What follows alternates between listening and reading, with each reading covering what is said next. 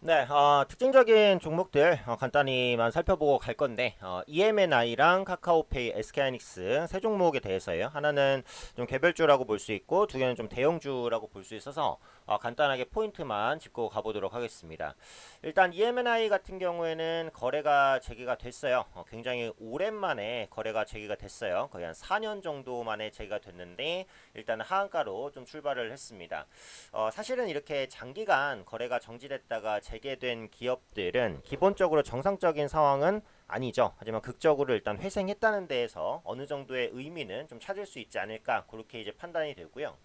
IMI, ENMI 같은 경우에는 이제 영위하고 있는 게 이제 금융 관련된 사업, 그다음에 부품 그리고 OLED 소재 관련된 사업입니다. 이게 이제 정지가 됐을 때 2019년 1월이죠. 네, 불성실 공시법인 누적 벌점으로 인해서 적격정 실실심사 대상에 편입돼서 거래가 정지가 됐어요. 그래서 그 이후에 이제 감자, 뭐 증자, 뭐 여러 가지 굉장히 좀 많은 일들이 있었고, 그러다 보니까 주가도 상당히 조금 떨어졌었던 이제 그런 부분들이 있는데 유상증자나 이제 감자를 하게 되면 주가가 좀 바뀌죠. 그래서 현재는 하한가 기준으로 5,600원에 설정되어 있는 상황입니다. 일단 회사 자체적으로는 회생에 대한 의지를 계속해서 좀 밝혀왔고 거래 정지 이후에 거래 재개가 됐기 때문에 당분간은 주가의 변동성이 좀 커질 것 같아요. 그래서 정지 기간 동안에 최대 주주 변경 관련된 이슈도 있었고요. 기업이 굉장히 이제 어떻게 보면 좀 다이나믹한 그런 상황들을 겪었다라고 보시면 될 것 같아요. 근데 올해 같은 경우에는 이제 매출 확대를 위한 노력들은 좀 나오고 있어요. 호스트라든지 뭐 무기 관련된 그 매출 확대들 꾸준하게 진행되고 있는 상황이고 도판트 개발 같은 부분도 꾸준히 좀 진행이 되고 있는 그런 상황들입니다.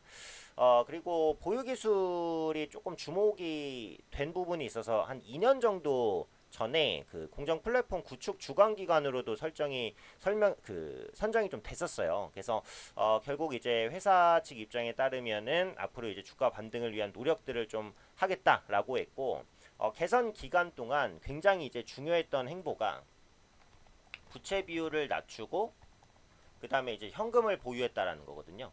현금도 거의 한 80억 정도까지는 보유한 것으로 보여져요. 그러니까 80억이라는 현금이 원래 주식회사 기준으로 높은 현금은 아닌데, 그러니까 동사 같은 경우 시가총액이 그렇게 크지 않기 때문에 충분히 재무 구조를 확보하는 데에는 의미 있는 현금이지 않을까 그렇게 이제 판단이 됩니다. 그래서 어차피 이거 지금 보유하고 계신 분들이시라면은 매도는 어려운 상황이기 때문에 주가의 기술적인 반등이라도 기다려 보시는 게 맞는데 어차피 이게 차트로는 설명이 안 돼요. 그죠? 장기간의 그 거래 정지 중에 뭐 감소라든지 그 감자라든지 뭐 여러 가지가 그 복합적인 이벤트가 좀 발생을 하고 거래가 재개된 상황이기 때문에 결국은 이후에 이제 하한가가 풀리는 시점에서의 매도 타이밍을 좀 잡아봐야 될 것 같은데 제가 예전에 항상 말씀드리는 부분은 있죠. 하한가가 한 종목, 상한가가 한 종목은 잔량을 보자. 근데 잔량을 보면 지금 하한가에 32만 주 현재 기준으로 쌓여 있고 거래량이 66만 주. 하한가든 상한가든 그 잔량이 거래량의 한 10%에서 20% 이상 쌓여 있으면 조금 강한 거다. 이렇게 이제 말씀을 드리는데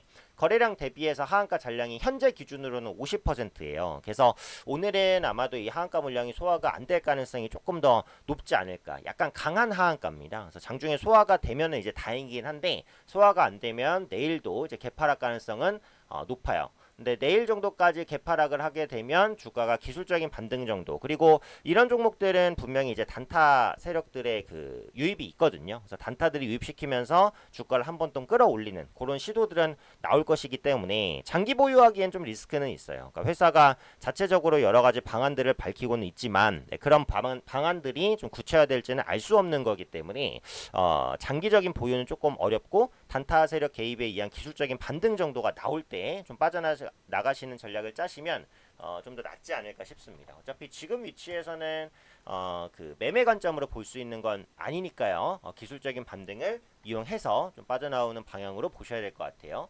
다음으로 카카오페이 간단히 한번 볼게요. 급락 이후의 반등인데 사실은 이제 카카오 그룹주들 여러 가지 문제가 많잖아요. 얼마 전에 카카오 먹통 사태도 있었고, 카카오 뱅크, 페이, 게임즈, 카카오까지 모두 다 약세였는데, 사실 가장 중요한 것은 성장주라는 겁니다. 성장주는 기본적으로 뭐죠? 그 PER이 높아요. PER이 높은 종목들이 가기 위해서는 시장 분위기가 좋아야 돼요. 최근 들어서는 시장 분위기가 살아나고 있기는 하지만 그동안은 굉장히 안 좋았죠. 그죠? 시장이 살아나기 시작한 것은 불과 한 1개월 정도 전밖에는 안 됩니다. 그러다 보니까 성장주로서의 약세를 보였는데 최근에 이제 반등이 결국은 알리페이 관련된 모멘텀이 있기는 하지만 시장이 반등하고 성장주가 반등하기 때문이다라고 봐도 좀 무방하다라고 볼 수도 있어요. 추세적으로는 일단 하락 추세를 벗겨내고 상승으로 전환을 시도하는 초입 구간이기 때문에 60일 이평선 돌파 후 안착까지만 나타나 준다면 조금 더 반등을 시도할 수는 있겠다라는 생각은 듭니다. 일단은 그 알리페이 관련된 이슈를 간단히 보면 중국 결제 마케팅 솔루션 업체죠. 네, 알리페이 플러스 제휴 소식이 호재로 좀 작용을 했습니다. 결국은 이제 중국 진출을 본격화한다라는 거고 중국 같은 경우 워낙에 규모가 크죠. 네, 그래서 새로운 시장이 크게 열릴 것이다라는 기대감들 좀 꾸준하게 부각된다라고 보시면 될 것 같아요. 그래서 그동안 이제 일본이라든지 중국 관련해서 환전이나 결제 조금 번거로움이 있었던 사람들은 이제 카카오페이를 이용해서 좀 더 쉽게 결제할 수 있을 것이다. 이렇게 이제 관계자는 밝히고 있는데 앞으로 이런 사업들이 어떻게 구체화되는지는 조금 더 지켜봐야겠죠. 어쨌든 카카오그룹주들은 기본적으로 성장주기 때문에 성장 관련된 모멘텀이 부각되려면 시장 반등이 필요하고 최근에 나타나고 있는 성장주 반등세가 이제 카카오그룹주를 전체적으로 끌어올리고 있는 것이다. 알리페이는 거기서 플러스 알파적인 것에 불과하다. 이렇게 보시는 게 현재로서 맞을 것 같아요. 자, 근데 기술적으로 보면 여기다 선을 그을 때 약간의 저항에 대한 부담감이 좀 있는 그런 위치까지는 왔습니다. 그래서 보유하고 계신 분들은 한번 끊어 가신 다음에 밑에서 다시 매수하는 이런 전략을 짜는 게 좀 더 유리할 수 있겠다라고 생각이 돼요. 마지막으로 하이닉스 간단히 한번 볼게요. 삼성전자보다는 확실히 못 움직이는 부분이 있는데 이게 지금 반도체 업황에 대한 문제잖아요. 반도체 업황이 언제 개선될 것이냐. 지금 언제로 나오죠? 내년 2분기 정도로 나옵니다. 내년 2분기 정도. 근데 보통 이제 반도체 관련된 종목들의 주가는 6개월 선행하는 경향이 있어요. 6개월 선행하는 경향.